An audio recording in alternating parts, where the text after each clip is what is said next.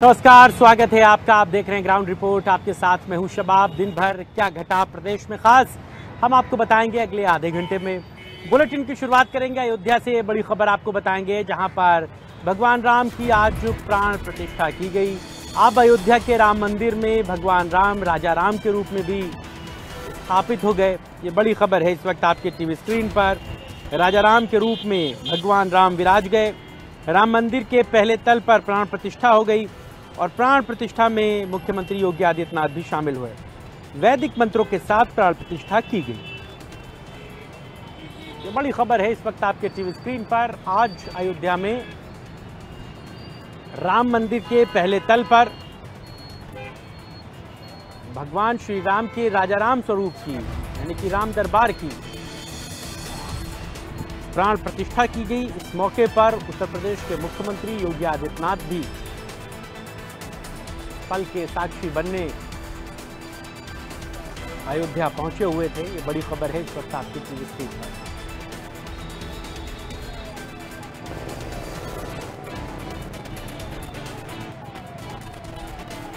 अयोध्या से ये खबर आपको बता रहे हैं, भगवान श्री राम की प्राण प्रतिष्ठा राजा राम के रूप में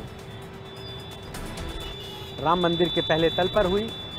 8 मूर्तियों की आज प्राण प्रतिष्ठा अयोध्या में हुई है, जिनमें भगवान श्री राम राजा राम के स्वरूप में और तमाम दूसरे भगवानों की भी पहले तल पर प्राण प्रतिष्ठा की गई।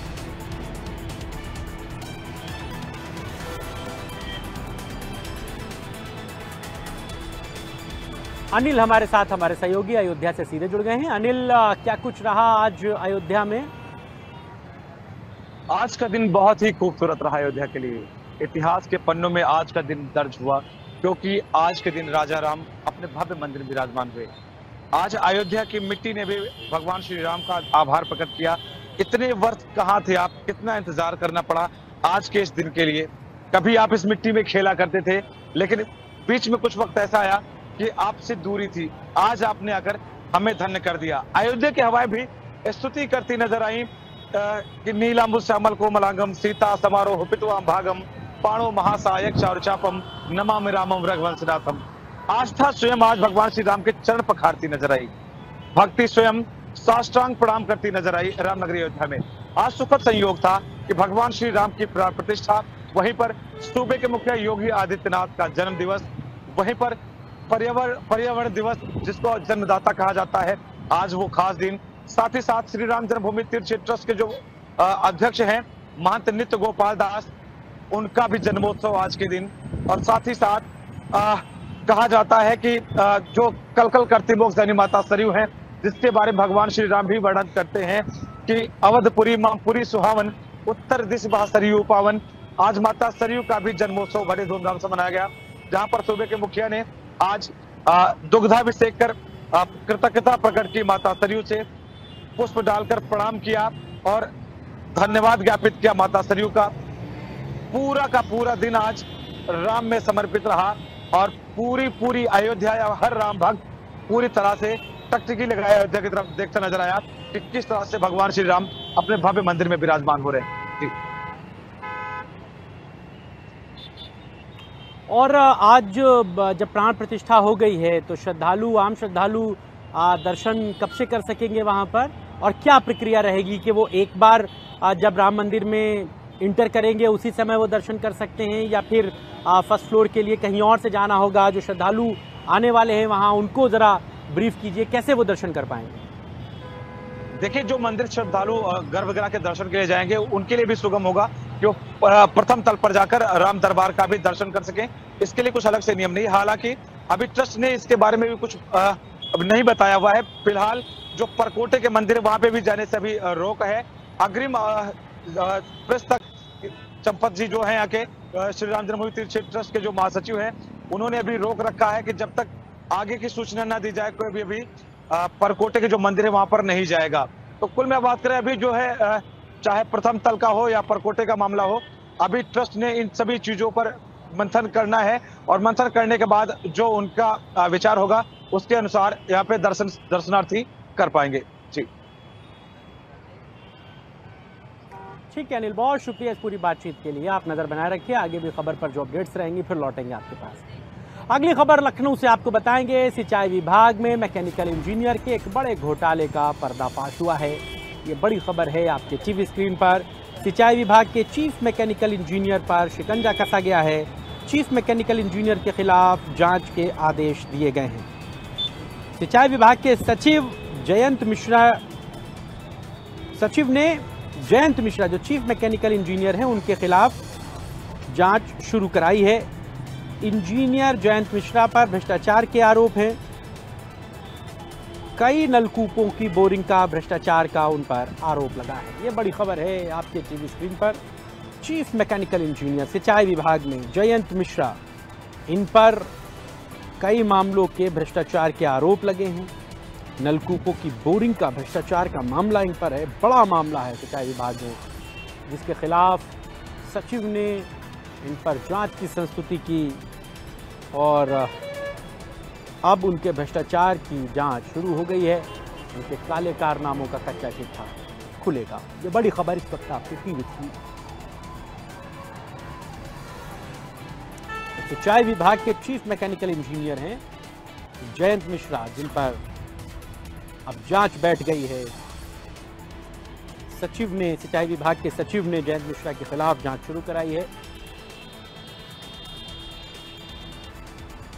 नरेंद्र हमारे साथ, हमारे सहयोगी इसी खबर पर सीधे जुड़ गए हैं। नरेंद्र, क्या जानकारी है इस मामले पर? क्या मामला था करप्शन का, भ्रष्टाचार का?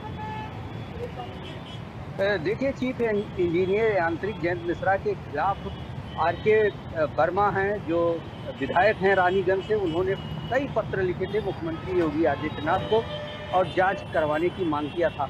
उसमें बिंदुवार उन्होंने बताया था, क्रमवार उन्होंने बताया था कि वाराणसी मंडल में उनकी तैनाती के दौरान, जब वो अधीक्षण अभियंता के तौर पर तैनात थे, तो उन्होंने 2018, 19, 20 में वहाँ पर बड़े पैमाने पर भ्रष्टाचार किया। उन सारी नई राजकीय नलकूपों में जिनका निर्माण होना था और उनकी नई बोरिंग होनी थी, यानी कि वो नए नलकूप बनने थे, लेकिन जब वो चालू हुए तो कुछ दिन चलने के बाद वो सारे नलकूप बंद हो गए हैं, ऐसा विधायक का आरोप है।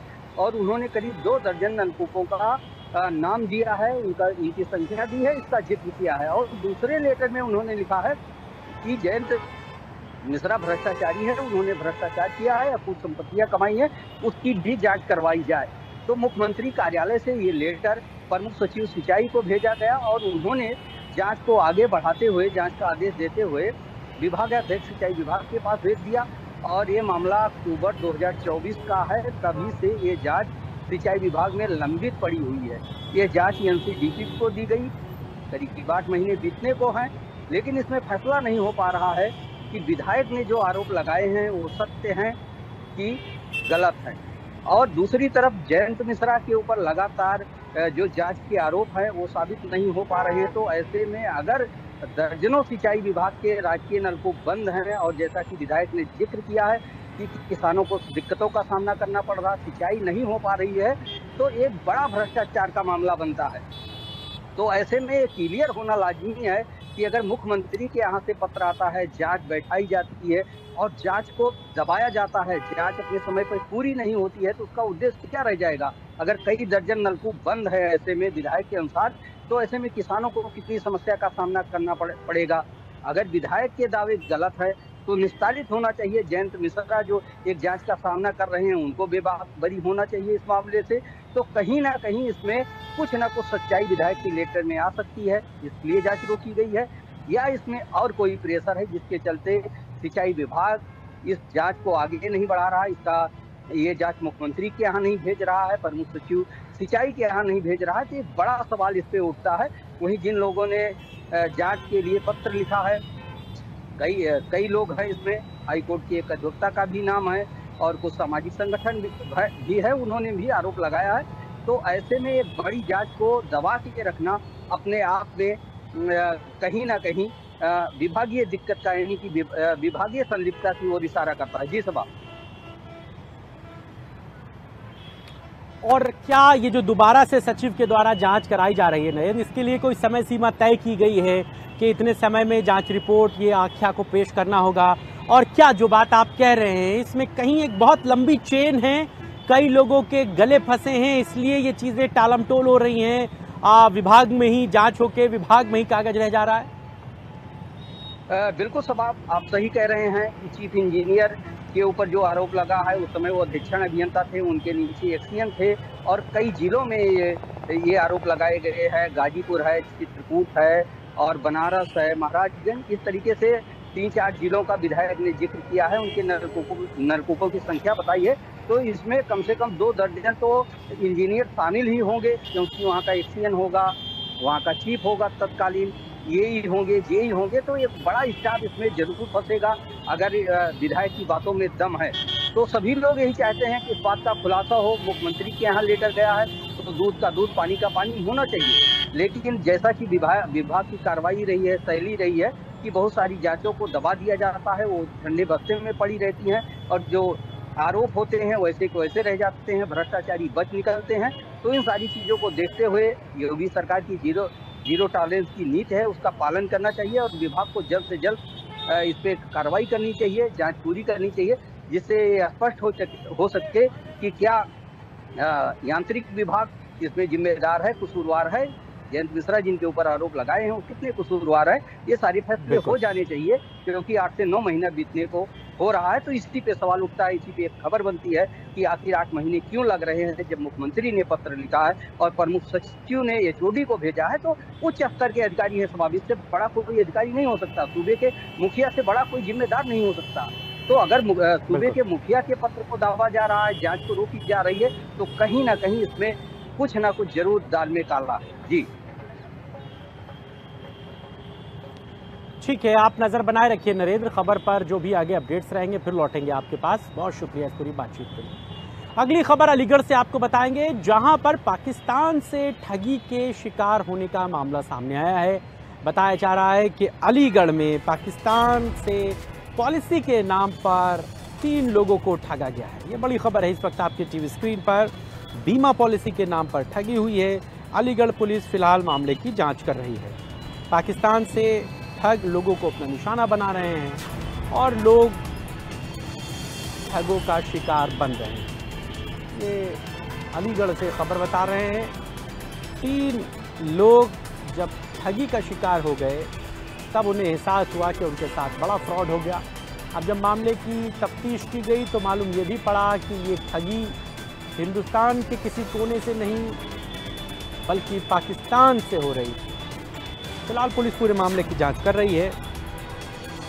अलीगढ़ से ये बड़ी खबर आपको बता दें।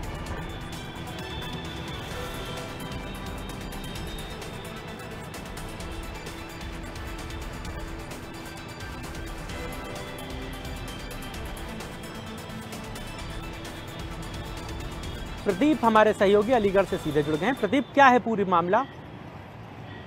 देखिए, बिल्कुल ऑनलाइन ठगी का जो दौर चल रहा है, इसमें पहले जिस तरह शुरुआत की गई थी, जिस तरीके से पॉलिसी के नाम पर या किसी लोन के नाम पर जो कॉल किया जाता था ग्राहक को, वैसे ही अब कॉल के मामले सामने आ रहे हैं। हालांकि सरकार जो है लगातार जो लोग हैं उनको जागरूक कर रही है, लगातार ऐड दे रही है, इसके बावजूद भी लोग जो है बातों में आ जाते हैं। बात की जाए अलीगढ़ की, तो अलीगढ़ में 3 ऐसे व्यक्ति हैं जिनको पाकिस्तान में बैठकर जो साइबर अपराधी है, इंटरनेट के जरिए उनको कॉल किया गया और उनको अपनी बातों में पॉलिसी के नाम पर उलझा कर उनके साथ ठगी की गई है। हालांकि पुलिस के लिए काफी दिक्कतों का सामना तब हो जाता है कि क्योंकि अगर कोई देश में बैठा अपराधी तो उसको तो पकड़ सकते हैं, लेकिन जो बाहर बैठे, किस देश में बैठे, कहाँ बैठे, आईपी एड्रेस ट्रैक करना बहुत बड़ी चीज हो जाती है, क्योंकि उसको ट्रैक करना काफी मुश्किल बना रहता है। तो यही सब चीजें हैं कि गवर्नमेंट लगातार प्रयास कर रही है कि लोगों को जागरूक कर रही है, क्योंकि जागरूकता ही से एक बचाव है। आज अलीगढ़ की बात की है तो अलीगढ़ ने पुलिस ने मामला दर्ज कर लिया और जब पूरे मामले की छानबीन की तो पता चला कि ये जो फ्रॉड किया गया था लोगों के साथ में, फ्रॉड का जो तार था, जो लिंक था, तो पाकिस्तान में जुड़ा हुआ था और पाकिस्तान में जो साइबर अपराधी है वो इंटरनेट के जरिए ही लोगों को कॉल कर रहे थे और वहीं से उनके साथ ठगी की घटना को अंजाम दिया गया है। जी ठीक है, शुक्रिया प्रदीप इस पूरी जानकारी के लिए। अगली खबर बहराइच से, जहां पर एक 12 साल के बच्चे पर भेड़िए ने हमला कर दिया। भेड़िए के इस हमले से बच्चा बुरी तरह जख्मी हो गया, उसे हॉस्पिटल में भर्ती कराना पड़ा। लेकिन बहराइच में भेड़िए के इस हमले से लोग खौफजदा हैं। कभी तेंदुआ, कभी चीता और अब भेड़िए का हमला। बहराइच के इन इलाकों में जंगली जानवरों का आतंक जो है वो जारी है। अस्पताल में बच्चे का इलाज जारी है। भेड़िए के हमले के बाद अब ग्रामीण दहशत में हैं। बहराइच के मेहसी इलाके के खमरिया हरदोपट्टी गांव का ये मामला है। ये बड़ी खबर है इस वक्त आपके टीवी स्क्रीन पर बहराइच से, जहां पर भेड़िए के हमले से 12 साल का बच्चा बुरी तरह जख्मी हो गया, उसे अस्पताल में भर्ती कराना पड़ा।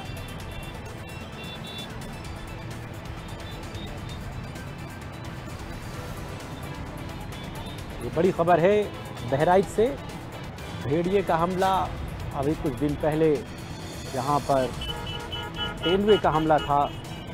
संजय हमारे सहयोगी पूरी खबर और डिटेल में बता रहे हैं। संजय, क्या जानकारी है?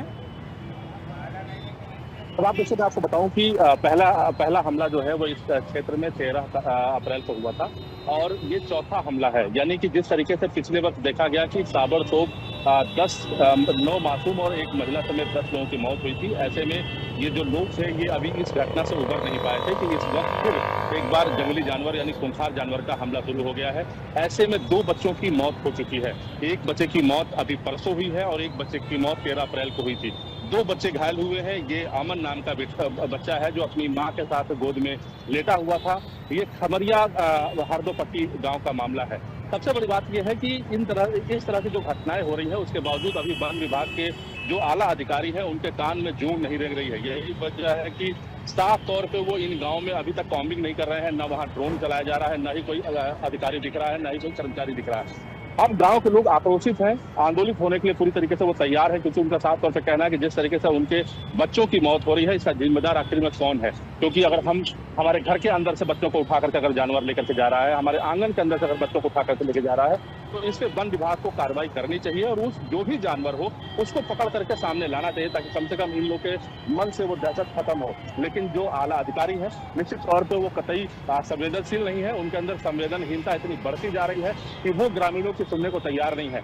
इलाकाई जो बीजेपी विधायक हैं लगातार वो खुद प्रयासरत हैं, लगातार बड़े अधिकारियों से बात कर रहे हैं ताकि किसी तरीके से इस मामले का निदान निकाला जा सके और ये जानवर पकड़े जाएं, क्योंकि उनकी भी बात अब डीएफओ अजीत सिंह नहीं सुन रहे हैं। यही वजह है कि विधायक काफी आक्रोशित हैं, लगातार उच्च अधिकारियों से संपर्क कर रहे हैं, मुख्यमंत्री से भी बात करने का प्रयास कर रहे हैं, क्योंकि महसी क्षेत्र एक ऐसा क्षेत्र है कि अब यहाँ के लोग काफी डरे हुए हैं, सहमे हुए हैं और अपने बच्चों को बचाने के लिए दिन रात वो मेहनत कर रहे हैं कि किसी तरीके से उनका लाल जो है वो बचा रहे, क्योंकि किसी को भरोसा नहीं है कि कब गाँव में कब वो जानवर आएगा और उनके बच्चे को लेकर चला जाएगा।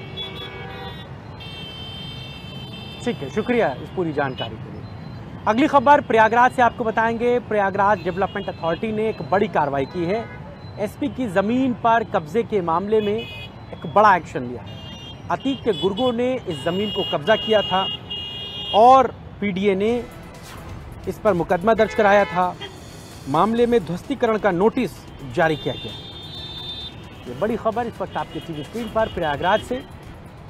एसपी ऑफिस की ज़मीन पर अतीक के गुर्गों ने कब्जा किया हुआ था। आज प्रयागराज डेवलपमेंट अथॉरिटी ने इसको डिमोलिश करने के आदेश जारी कर दिया, नोटिस दे दिया।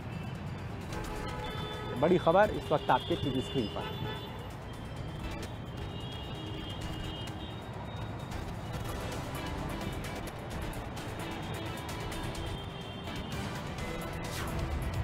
प्रयागराज डेवलपमेंट अथॉरिटी का ये मुकदमा दर्ज कराया गया है इनकी तरफ से।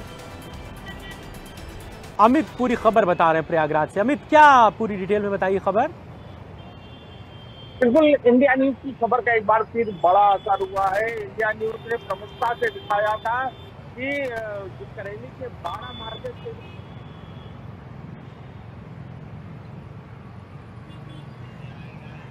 गुर्गों ने कब्जा कर लिया, जिसपे बकायदा वहां मार्केट बना ली गई और मार्केट बना के बकायदा उस पर दुकानें भी खुल गई।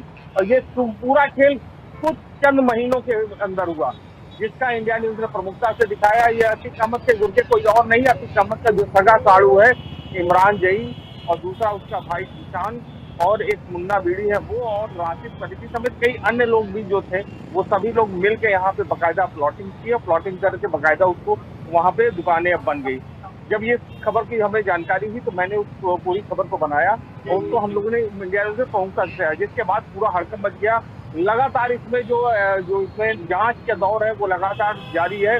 वहीं प्रयागराज विकास प्राधिकरण ने इसमें मुकदमा दर्ज करा दिया, लेकिन उसमें भी अतीक अहमद के जो मेन गुर्गे हैं उनको बचाते हुए भी उसको अन्य में कर दिया, जो कि मेन जो मुख्य आरोपी इस पूरे मामले में थे वो अतीक अहमद कसाड़ू जो है, इमरान जई है, दूसरा जानू था और तीसरा जो मुन्ना बीड़ी, जिन्होंने इस मार्केट में वो भी इन्वॉल्व था। ये 3 मुख्य थे। उसके अलावा राशिद फरीद को थे ही जो FIR में लॉन्च किया गया है। हमने जब इस बात को पूछा तो उन्होंने बताया कि वो अन्य में है। हमने कहा अन्य क्यों, ये तो मुख्य है, यही लोग तो मेन कब्जा करने वाले थे। तो उन्होंने कहा कि नहीं, इनका अन्य में है, ये लोग भी हैं। तो अब ये साफ हो गया कि ये जो जमीन थी ये प्रस्तावित थी, ये ACC का कार्यालय बनना था और साथ ही मुख्यमंत्री का जो सपना था कि माफियाओं के जमीन पे जो गरीबों का आशियाना बनाया जाएगा वो इस पे बनना था। जो दूसरा पार्ट था इसी जमीन का, उस पे प्रधानमंत्री के आवास के तहत उसमें गरीबों के लिए आवास बनना था, लेकिन वहाँ पे भी पूरा कब्जा करके वहाँ बाकायदा दुकानें खुल गई है। ठीक है अमित, और उसको अब नोटिस जारी करके उसको बहुत जल्द ध्वस्त भी करने की प्लानिंग है और इसके लिए बाकायदा इसको नोटिस भी जारी कर दिया गया है कि इसको ध्वस्त किया जाएगा। जी सादर। चलिए, शुक्रिया अमित इस पूरी बातचीत के लिए, बहुत धन्यवाद। अमेठी से अगली खबर आपको बताएंगे, जहां पर बिजली विभाग की एक बड़ी लापरवाही सामने आई है। यहां पर बिना कनेक्शन के ही उपभोक्ताओं को लंबे चौड़े बिजली विभाग के बिल भेज दिए गए। इसके बाद से लोग परेशान हो गए। वो कह रहे हैं कि हमारे घर में बिजली का कनेक्शन तो है ही नहीं, लेकिन हमारे घर बिजली का बिल ज़रूर आ गया है। अमेठी से ये खबर है, शॉपकीपर ने कनेक्शन के लिए आवेदन दिया था, लेकिन कनेक्शन लगा नहीं, मीटर लगा नहीं और बिजली का बिल आ गया।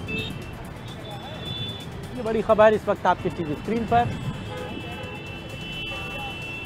बिजली विभाग की लापरवाही सामने आई है, बड़ी लापरवाही है।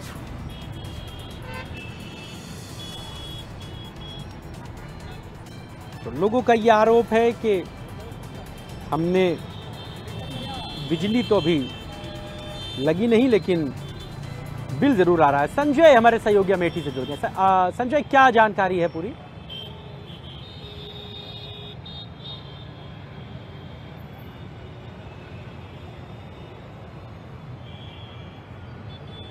संजय, मेरी आवाज आपको मिल रही है?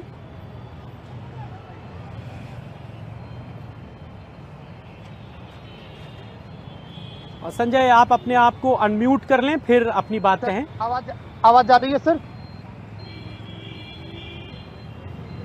हेलो, आवाज जा रही है? जी जी, मैं सुन पा रहा हूं, बताइए। जी, देखा जाए तो गौरीगंज में जनपद अमेठी में विद्युत विभाग का एक बड़ा कारनामा सामने आया है, जहां बिना मीटर, बिना कनेक्शन के ही विद्युत का जो बिल है वो उपभोक्ता को थमा दिया गया।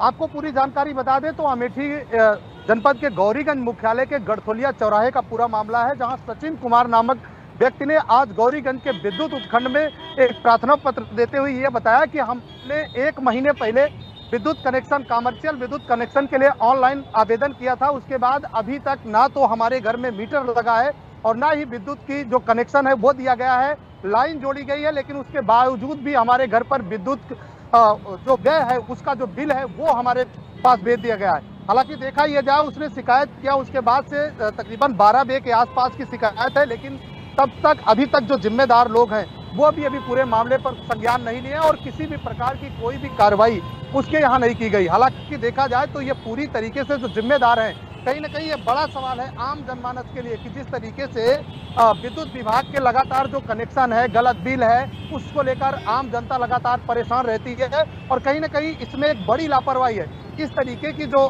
काम किया गया, जिस तरीके से ना तो कनेक्शन दिया गया, ना मीटर लगाया गया, उसके बावजूद बिजली व्यय का जो बिल है वो दे दिया गया है। हालांकि अभी तक जिम्मेदार ने किसी प्रकार का कोई इस पर संज्ञान नहीं लिया है। अब देखना होगा कि किस तरीके से जो जिम्मेदार अधिकारी हैं वो कार्रवाई करते हैं और जो उपभोक्ता है उसको किस प्रकार से संतुष्टि देते हैं। जी ठीक है संजय, थोड़ा वक्त की कमी है। बहुत शुक्रिया इस पूरी बातचीत के लिए। आप नजर बना रखिएगा, खबर पर आगे भी अपडेट आपसे लेते रहेंगे। इन्हीं तमाम खबरों के साथ ही ग्राउंड रिपोर्ट में आज के लिए बस इतना ही। देश और दुनिया की तमाम खबरों के लिए देखते रहिए इंडिया न्यूज उत्तर प्रदेश उत्तराखंड। लखनऊ में मेरे कैमरा सहयोगी राजेंद्र के साथ मेरी पूरी टीम को दीजिए इजाजत।